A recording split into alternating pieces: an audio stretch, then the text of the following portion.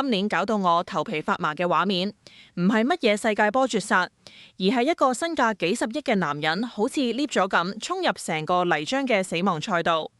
條片係朋友轉發俾我嘅。打八開之前，我仲喺度碌緊其他嘢，手指公已經準備好向上畫㗎啦。而家啲短視頻就係咁，你永遠唔知下一條係乜，一個手指頭嘅距離，你就可能錯過一個真正值得睇嘅嘢。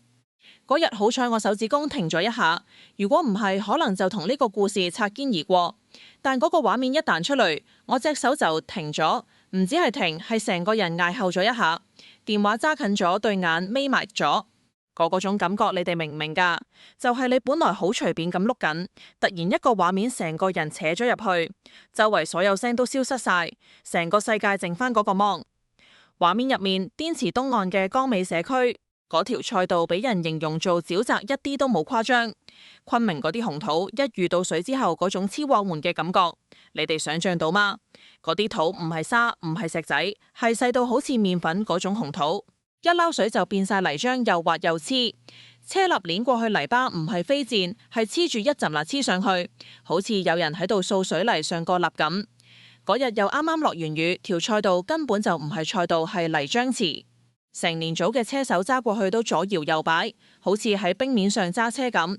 你可以見到佢哋個後立不停咁左右擺，車身喺泥漿入面扭來扭去，稍為唔留神就會跣出去。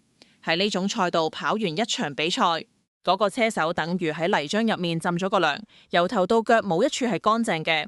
之後鏡頭一掃，影到賽道中間有一個細細粒嘅身影卡咗喺度，嗰個就係張雪個仔張擎天，今年啱啱14歲。佢個後立成個陷咗入爛泥，成個後立俾泥巴包到實一實，喐都喐唔到。佢將油門令到盡個引擎喺度咆哮死字仇，噴出一型黑煙，但個立就係轉唔喐。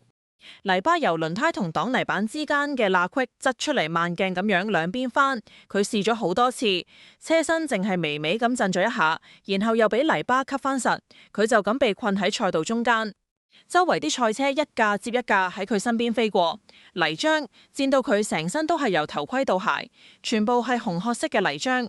你哋知唔知嗰種陷喺泥入面嘅感覺？唔係架車陷咗落去，係成個人嘅力都陷晒落去。你越掙扎，個肋挖出嚟，個氹就越深，泥巴黐得越實，最後就好似焊死咗一樣。張擎天當時應該就係呢個狀態，佢得14歲。嗰架車嘅重量係佢體重嘅2倍有多，佢一個人企喺賽道中間，周圍係引擎嘅咆哮同飛濺嘅泥漿，佢可能連近嘅嘢都睇唔清，護目鏡上面全部係泥，但佢仲喺度試，仲喺度轟油門，仲同嗰架車死過嗰種死撐嘅倔強。講真，隔住個芒你都感覺到，就喺嗰個瞬間，場邊嘅張雪喐咗，佢完全冇理旁邊仲飛馳緊嘅賽車，一支箭咁衝咗入賽道。嗰個動作實在太突然，旁邊個工作人員伸手想拉住佢，但拉唔切，手指頭都擦到佢件衫，但個人已經衝咗入去，佢就咁衝咗入去，右手揸住車尾，左手扶正車身，因為發力太猛，一腳踩落嚟，到隻鞋直頭陷咗入去，拔唔返出嚟，佢就咁赤住一隻腳，成面成身都係泥漿，硬係將嗰架幾百斤重嘅鐵馬從泥潭入面扯咗出嚟。佢彎低腰嗰個姿勢特別有力量感，唔係嗰種喺健身室練出嚟嘅線條，係嗰種長年同機械打交道嘅人身上先有嘅蠻力。佢冇多餘嘅廢話，冇多餘嘅停頓，動作乾脆到好似整緊一部壞咗嘅引擎，而嗰個引擎就係佢個仔。但跟住發生嘅事先真正令我講唔出嘢。所有人以為佢會扶個仔落車，或者拍拍個仔個頭盔問佢有冇事，或者擰轉頭嗌工作人員過嚟幫拖。一般人會點做？會先問個仔有冇整親，會踎低睇下，有冇擦損，會皺住眉頭話算啦，唔好跑啦。但張雪冇佢扶穩架車企定，然後就咁企喺泥入面喐都唔喐。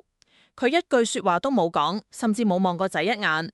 兩父子隔住嗰架車中間全部係泥漿，邊個都冇開聲。然後嗰個叫張擎天嘅少年好似收到咗信號咁，瞬間扭進油門，泥漿炸開架車，好似一頭甩咗繩嘅野馬，成身泥漿一支箭咁衝返入賽道。老豆企喺泥入面望住個仔個背影消失喺彎道後面，從頭到尾一隻字都冇。嗰個畫面，一個成身泥漿嘅男人，一個滿面泥漿嘅細路，隔住架車乜都冇講，然後個細路扭油門，頭都唔回就走咗。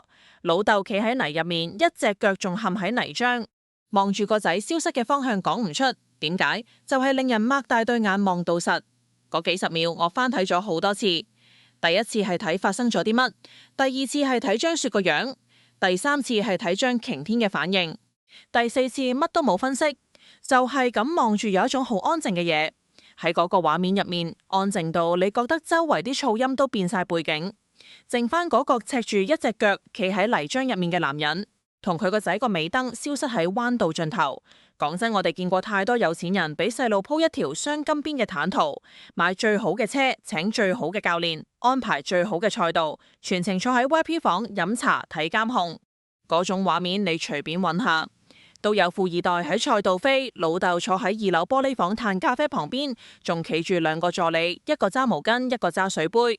但呢個男人偏唔係咁，佢將自己個仔掟入成年人廝殺嘅泥潭，跌咗唔扶陷咗先出手，而且出完手即刻逼個仔繼續衝。好多人鬧佢冷血，話佢拎個仔博眼球，話14歲嘅細路就應該喺課室好好讀書，嚟呢啲地方唔係受罪係乜？但如果你知道呢個老豆14歲嗰陣做緊乜，佢喺整車站做學徒，餓住個肚，成手都係機油，你可能就會明點解佢咁狠，亦都明嗰個瞬間，佢哋兩父子之間唔使講嘢嘅默契究竟係邊度嚟？要理解張雪呢個人，你要先將佢身上嗰啲標籤撕走。張雪機車創始人、世界冠軍車隊老闆，身價過億，紅杉投資60億估值，呢啲字堆埋一齊。你腦入面浮現出嚟嘅畫面，應該係一個着住道身正做西裝、戴住名錶，喺各種商業峰會高談闊論嘅成功人士。但真正嘅張雪唔係咁樣，佢身上有一種好野性嘅嘢，係喺泥巴入面生出嚟嘅嘢，係洗唔甩嘅。佢14歲嗰年就輟咗學，喺湖南鄉下嘅一間整車站做學徒，每日嘅工作就係拆車胎換計，又趴喺地扭螺絲。佢唔高，嗰陣仲更瘦削。搬唔起大車胎就用手推唔喐，就跪喺地用膝頭哥頂。整車站個地係乜係石屎地，上面永遠有一層油漬，黑糊嘟黐橫扮滑潺潺。佢就跪喺上面，膝頭哥頂住車胎內側，膊頭由外面頂實，成個人好似一隻蝦米咁，弓住個身一寸一寸咁向前追。嗰陣佢手上全部都係傷口，偈油滲入去之後，傷口永遠好唔返，埋咗口又俾油浸開，浸開又再埋口。佢啲指甲罅永遠塞住洗唔甩嘅黑泥，唔係泥，係偈油同灰塵撈埋一齊，嗰種黑洗唔甩㗎，要等指甲生到咁上下剪咗先慢散消失。佢一日賺幾多錢呢？嗰個年代做學徒係冇人工㗎，淨係包一頓晏晝飯，有時老闆心情好先俾幾蚊零用，佢根本賺唔到錢，但佢肯捱，因為得嗰度先接觸到電單車，先摸到引擎，先聞得到電油同偈油撈埋一齊嗰陣味。佢嗰陣唯一嘅娛樂就係唞嗰陣坐喺鋪頭門口望住條路偶爾經過嘅電單車發呆。嗰陣佢望電單車眼入面係有光㗎，嗰種光唔係好奇，係渴望，係喺泥入面趴得耐之後動頭望天時嗰種渴望。19歲嗰年，佢做咗一件令所有人都覺得佢癲咗嘅事。佢聽講有個車隊請人就喺雨入面追住人哋架電單車跑咗3個鐘。嗰個畫面你想象到嗎？一個19歲嘅少年喺盤山公路上面冒住大雨，2條腿追住2個立，足足追咗3個鐘雨。係乜嘢雨？係夏天嗰種大暴雨，打喺面係痛㗎。條路又濕又跣，視線又模糊。佢着住啲乜？一件唔防水嘅薄外套，一條洗到發白嘅牛仔褲，一對鞋底就嚟磨平嘅帆布鞋。佢就咁喺雨入面跑咗3個鐘。架電單車嘅尾燈喺前面若隱若現，一時唔見咗，一時又喺下個彎出現。佢跑到上氣唔接下氣，個肺就嚟爆咁滯。2個膝頭哥又軟又酸，但佢唔敢停，因為佢知道如果停低，嗰架車就真係消失噶啦，嗰個機會就真係冇噶啦。3個鐘，180分鐘，10800秒，佢就咁一秒一秒咁跑過去。你哋諗下，10800秒係乜嘢概念？你數都數唔到呢個數，佢係一步一步跑出嚟㗎，每一秒都喺度消耗緊佢嘅體力、佢嘅意志、佢嘅青春。佢後來接受訪問嗰陣講起呢件事，語氣平淡到好似講人哋嘅古仔咁。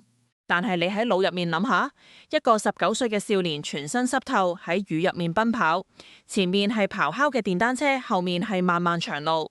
佢嗰陣有啲乜乜都冇，淨得2條腿、一顆心，同一個唔忿氣嘅念頭。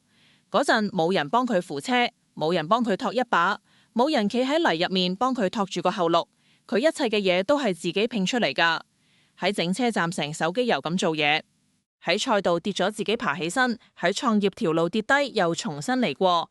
後來佢30歲創業，同拍檔意見不合，淨身出戶，所有股份全部放棄，一切歸零。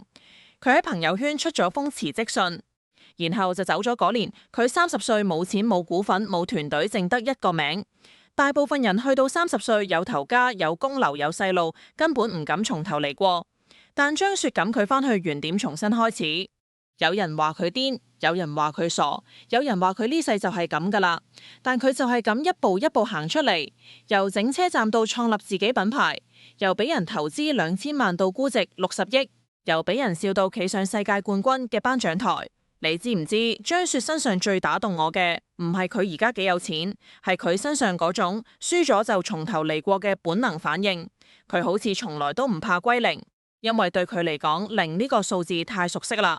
佢20年前就係由0開始，零唔係最可怕，最可怕係你未到過0，但一路經零。佢淨身出戶之後嗰啲日子點過，冇人知，佢自己都好少提。但我後來睇咗段訪問，佢講咗一句令我印象好深嘅話。嗰晚我一個人坐喺辦公室地下熄晒燈，黑媽媽乜都冇諗，就坐咗成晚。第2日天光我就起咗身，就係咁簡單。你品下呢句說話，佢冇話自己幾慘幾慘，冇渲染自己幾唔容易，就咁平淡一句說話。但係你感覺到嗰種重量，一個30歲嘅男人坐喺地下熄晒燈，成晚天光就起咗身。呢種生命力唔係嗌出嚟噶，係活出嚟噶。佢淨身出戶之後，冇晒團隊，冇晒資金，佢一個人坐喺空洞洞嘅辦公室入面。嗰間辦公室可能連開簾都冇幾張。牆上面個 logo 都未撕乾淨，佢就坐喺嗰度嗰晚。佢到底諗緊啲乜？冇人知，可能乜都冇諗，可能乜都諗晒。但天一亮，佢企咗起身，呢個就係張雪。2024年7月，張雪機車成立3個月後，高信資本投咗2000萬，估值1億。2026年1月，捷創投投咗9000萬，估值10.9億。2026年3月，張雪機車企上咗世界之巔。喺 WSB 溝葡萄牙站拎咗冠軍，打破咗歐美日品牌喺 ASSP 組別長達幾10年嘅壟斷。嗰係中國電單車製造商喺世界頂級賽事上面第一個冠軍。佢企喺頒獎台上面，身邊係佢嘅車手，佢嘅團隊。嗰個畫面，你如果喺現場睇，成場都喺度沸騰。賽道上面係香檳，看台上面係旗幟，所有人都在歡呼。張雪企喺人群中間，冇乜點笑，就係企喺度。有啲似發緊夢未醒嗰種感覺，但如果你睇實佢對眼，你會發覺佢眼入面有啲嘢閃緊，唔係淚光，係火，係嗰種20年前喺整車站門口望住電單車發呆嗰陣眼入面就有嘅火。2026年5月，匈牙利站再奪冠車手瓦倫丁德比斯上演咗最後一圈絕殺，最後一圈最後一個彎爬頭，嗰種刺激感睇直播嗰陣，我心跳都加速埋。然後去到8月。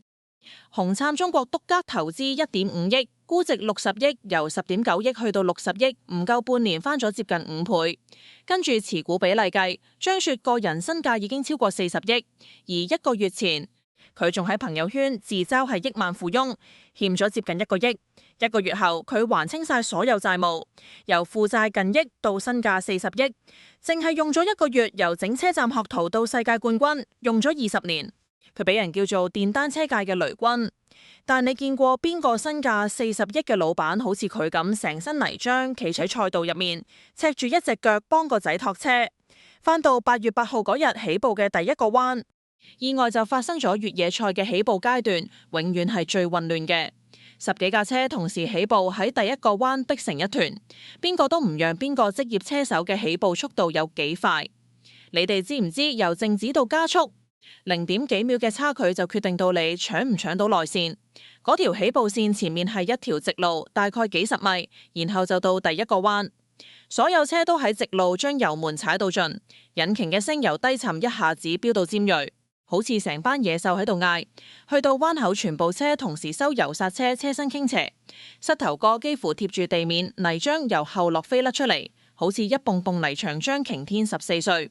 體重同力量都輸俾啲成年人起步，嗰一下就被旁邊架車逼咗一下，連人帶車飛咗出去。越野賽入面跌車好常見，但起步第一個彎跌車代表乜？代表你要由最尾開始追，代表你一起步就已經俾人放甩一大截。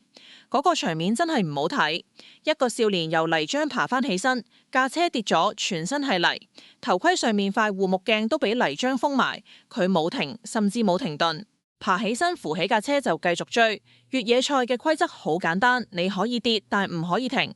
佢記住咗呢句說話，呢句說話係張雪教佢噶。唔知可能係張雪好細個嘅時候就話過俾佢知，跌咗冇緊要，但要識得起身。可能係張雪乜都冇講，佢自己體會嘅。因為一個14歲嘅細路，佢老豆係張雪。佢由識行路開始睇到嘅嘢同其他細路就係唔同，然後更大嘅麻煩嚟啦。條賽道去到後半段泥漿越來越深，昆明啲紅土一遇到水就特別黐，車轆碾過泥巴，一層一層黐上條胎，越立越厚，最後個後立成個俾泥巴焊死，轉都轉唔到。嗰張擎天架車就卡咗喺賽道中間，後立紋絲不動，油門扭到盡，引擎咆哮，條胎喺泥入面空轉，泥漿四濺，但就係出唔返嚟。嗰架車嘅重量超過100公斤，對一個14歲嘅細路嚟講，嗰個重量喺佢手上係失控噶，係壓住佢噶。佢試咗好多次，車身搖咗搖，又俾泥巴吸翻實。佢孤零零企喺賽道中間，周圍啲引擎聲好似潮水咁，由佢身邊湧過泥漿，好似雨點咁濺落佢身，頭盔遮住佢個樣。但由佢膊頭嘅動作，你睇得出佢仲用緊力，仲掙扎緊。嗰一刻佢係咁渺小，又係咁倔強，我可以想象到佢頭盔下面嗰塊面咬住牙皺住眉，可能眼淚喺眼眶入面打轉，但死忍唔俾佢流落嚟，因為佢知道賽道上面冇眼淚嘅位置。然後張雪衝咗入去嗰個畫面，俾無數人拍低，傳咗上網，衝上咗熱搜。一個身價幾十億嘅老闆，成身泥漿，一隻腳赤住企喺泥濘嘅賽道中央，雙手扶住屬於佢個仔嘅戰車。佢衝入去嗰陣，賽道上面嗰啲賽車仲喺度飛馳，由旁邊唔夠2-3米嘅地方，嗖嗖聲飛過一個成年人，企喺高速飛馳嘅越野賽車旁邊，隨時會俾車撞到，但佢冇猶豫，直接就衝咗入去。佢發力太猛，隻鞋陷咗入嚟，佢連低頭望一眼都冇，就咁赤住一隻腳踩喺泥漿入面，泥漿濺到佢成面都係，成頭都係，身上面嗰件望落唔平嘅黑色 T 恤。佢雙手用力將個後立托起膊頭，全部係泥漿，喘住粗氣，一句說話都冇。嗰個身價過億嘅老闆，嗰一刻狼狽到極，但就係呢種狼狽令人擘大眼望到實。佢彎低腰嗰陣，背脊上面嗰塊 T 恤繃到實，你甚至睇到佢脊骨嘅形狀。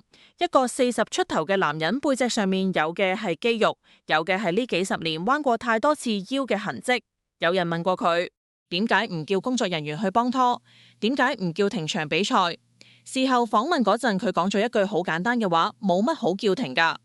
比賽就係比賽，跌咗就起身繼續跑。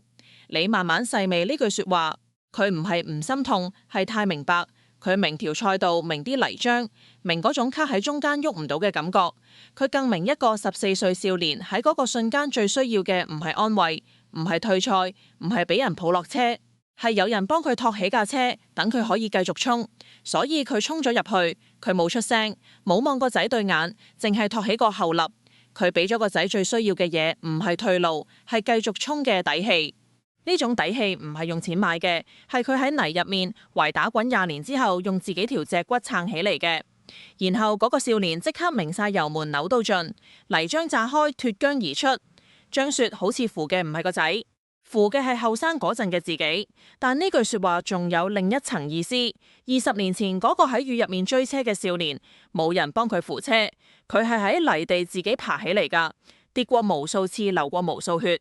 先由整車站一路爬到世界冠軍嘅頒獎台，而今日當佢個仔陷入同一個泥潭嘅時候，佢終於擁有咗行入去幫佢托起個後立嘅能力同資格。呢種資格嘅代價係乜？係20年。係由14歲到34歲，係由整車站嘅偈油味道世界冠軍嘅香檳。呢條路佢行咗足足20年。20年係咩概念？係一個少年變成中年，係一頭黑髮變出白髮，係由一無所有到應有盡有，係由俾人睇唔起到俾人仰望。佢行咗20年，終於行到可以翻轉頭幫自己一把嘅位置。講真，我後來散咗條片諗咗好耐，我哋呢啲人邊個唔係自己由泥入面爬出嚟？只係我哋爬出嚟之後，再冇人幫過我哋扶過嗰架車。你慢慢諗下，每一個成年人心裏面都住一個曾經跌喺泥坑入面，但冇人幫佢扶車嘅自己。我哋後來學識咗唔喊唔扭計，唔指望任何人。學識咗一個人扭油門，一個人架車由泥入面推返出嚟，一個人咬住牙繼續行。我哋唔再期待有人會幫手，亦都唔再因為冇人幫手而委屈。我哋就係咁樣大個㗎。但當張雪衝入賽道嗰一刻，我哋睇到嘅唔止係一個老豆，而係一種集體潛意識入面嘅補償。佢做咗所有普通人想做但做唔到嘅事，返去以前拉咗當年自己一把。所以呢件事最令人唔舒服嘅地方係全網都喺度感動。但如果你問嗰啲真係喺社會捱過打過滾嘅成年人，佢哋心裏面更多嘅可能唔係感動，係羨慕。羨慕嗰個14歲嘅少年喺人生第一次陷入絕境嘅時候，有人不顧一切衝入嚟，將佢個綠油泥入面托翻出嚟。而呢種羨慕恰恰係我哋呢代人屈咗好耐但從來冇講出口嘅嘢。我哋羨慕嘅唔係錢，唔係資源，唔係人脈，羨慕嘅係嗰個關鍵時刻有人幫你扶一把嘅運氣。呢種運氣張雪冇過，但佢俾咗個仔比賽仲繼續緊。張擎天由泥潭掙脫出嚟之後一路死追，佢係最尾一名重新起步，前面已經放甩咗一大截。但越野賽就係咁泥濘嘅賽道入面，乜都有可能發生，前面嘅車手都有可能跌，都有可能陷。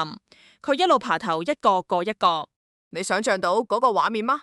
一個14歲嘅少年喺一架比佢成個人仲要高嘅越野車上面，車身喺泥漿入面左搖右擺。佢由內線爬，由外線爬，有啲彎根本睇唔到前面嗰條路，泥漿封住塊護目鏡，佢只可以憑感覺走。但佢冇收油，一直冇收油，一架兩架三架，佢一架一架咁爬過去。14歲嘅少年細細粒嘅身形喺嗰啲高高大大嘅成年人中間穿來插去。佢技術一啲都唔輸蝕，膽量一啲都唔輸蝕，起步跌咗，中途陷咗2次重大挫折，換咗任何一個成年人可能都已經放咗手，但佢冇，佢一圈一圈咁追，條胎上面嗰啲泥漿飛甩咗，又黐翻，黐反又飛甩，最後衝線嗰陣，佢攞到成年組第5名，成年組第5名。佢嘅對手全部都係成年人，10幾歲到幾十歲都有職業車手。有多年越野經驗嘅資深愛好者，有體格強壯、技術純熟嘅賽道老手，而佢係全場唯一一個未成年。賽後公布成績嗰陣，嗰個場面特別震撼。佢企喺成班成年人中間，計咗成個頭，成身泥漿，頭盔揸喺手塊面，仲有泥漿印，但條腰挺到直一直。第5名喺越野賽可以上台拎獎，佢企咗上頒獎台，旁邊全部都係成年人，又高又大，又強壯，又有經驗。佢企喺佢哋中間，對眼望住前面，眼神入面有一種同年齡唔相稱嘅平靜。嗰種平靜唔係天生㗎，係跌出嚟㗎，係陷喺泥入面屈唔到嗰陣練出嚟㗎。但你知道賽後訪問佢講乜嗎？佢話自己唔滿意。14歲，成年組第5名，全場唯一未成年起步跌咗，中途陷咗，最後追到第5。佢企喺頒獎台上面話唔滿意。嗰一刻，我忽然明白張雪俾咗呢個少年最昂貴嘅嘢係乜？唔係嗰60億估值，唔係紅杉投資，甚至唔係世界冠軍車隊嘅資源。佢俾個仔嘅係嗰種永遠唔滿足嘅幹勁，係嗰種跌咗起身繼續跑嘅本能，係嗰種就算攞第5名都唔覺得自己已經夠嘅貪心。呢種貪心係刻入骨入面㗎，係張雪花咗20年時間用自己嘅血同汗熬出嚟㗎。佢將佢傳咗俾個仔。張雪嘅老婆後來喺社交平台出咗張相，配咗一句說話：呢個估計淨得阿媽先認得係自己嘅。相入面嗰個細路由頭到腳全部係泥漿，頭盔上面啲泥漿都乾到裂開，眼嗰一圈因為護目鏡遮住仲乾淨少少，其他地方全部係紅褐色嘅泥。如果唔係親媽，真係認唔出係邊個。張雪自己都出咗條片配文調侃，起步第一個彎跌老豆去扶車，阿媽話淨得佢認得個仔輕描淡寫嘅幾句調侃，背後係成身泥漿嘅兩父子，係一個喺泥入面打滾都要繼續衝嘅少年，係一個不顧一切衝入賽道幫個仔扶車嘅老豆。然後我諗起另一件事，張雪曾經講過一句說話，做一件事唔係為咗個結果去做，係因為熱愛，可能結果真係會唔同。佢講呢句說話嗰陣仲未有60億估值，仲未有紅杉投資，仲未有世界冠軍。佢嗰陣啱啱由合夥公司淨身出戶，一切歸零，重新開始。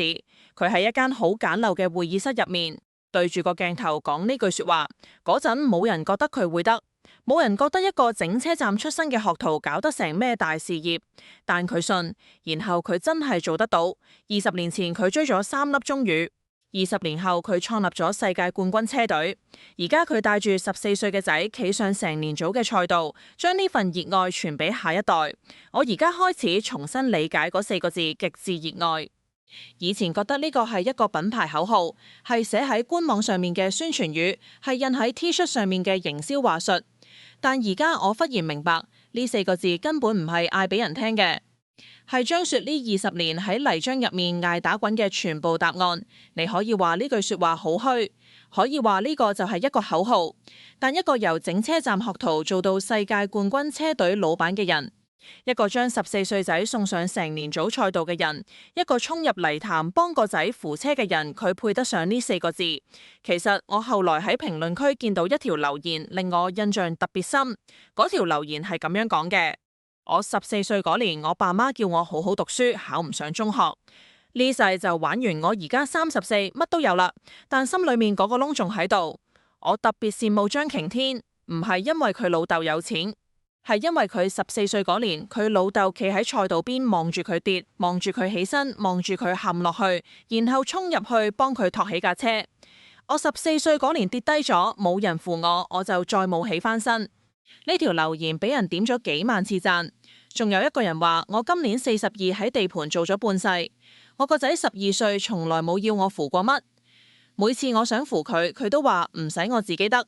我知佢係錫我，但我其實好想話俾佢知，老豆雖然老啦，但仲可以幫你扶一下呢啲。留言一條接一條，男男女女後生嘅老啲嘅各行各業，你一條一條碌落去，越碌越沉默。仲有人話我老豆係貨車司機，由細我坐佢副駕帶，後來我考到大學走咗佢，仲揸緊貨車，我從來冇同佢講過多謝。呢條下面跟住1000幾條回覆，全部都係同樣嘅沉默。我想呢個就係張雪呢個古仔可以爆出圈嘅原因。佢根本唔係咩電單車界嘅內部新聞，佢係每一個普通人心裏邊都有嗰個窿，嗰種遺憾，嗰種想俾人接住嘅渴望。每個人心裏邊都有一個泥潭，每個人都希望有人衝入嚟幫自己托一下，但唔係每個人都有過張擎天嘅運氣。公安部交通管理局出過文章，提到張雪嘅禁令，話呢個就係對電單車真正嘅熱愛。新華社都有出，用嘅係純粹赤子之心，心存熱愛了不起呢啲詞。央視評論話熱愛能抵萬難，由官方到民間，由電單車界到創投界，由國內到海外華人圈，呢個古仔擊穿晒所有圈層。人們點讚嘅唔係佢啲錢，唔係佢個仔嘅成績，係嗰一個瞬間，一個老豆喺泥漿入面托車嗰個姿勢，嗰個姿勢，所有人都睇得明。佢唔使翻譯，唔使解釋。無論你喺昆明定紐約，無論你揸電單車定揸的士，無論你做老豆定做仔，嗰個姿勢你都明。一個男人彎低腰，將另一個人嘅重量托起，然後放手俾佢走，呢個就係嗰個姿勢嘅全部意思。最後我想講一件事，比賽結束之後，嗰張擎天成身泥漿企喺頒獎台上面，佢旁邊啲成年人喺度互相拍膊頭，除頭盔傾偈，淨係佢一個人企喺度，眼望前方細細粒，但嗰個企姿同張雪一模一樣，微微向前傾，重心喺腳尖，好似一個隨時準備起步嘅人。嗰一刻，你望住佢個背脊，仿佛間會覺得見到20年前嘅張雪，只係今次佢背後多咗一個人。嗰個人企喺賽道邊，成身泥漿，一隻腳赤住，正望住佢個背影。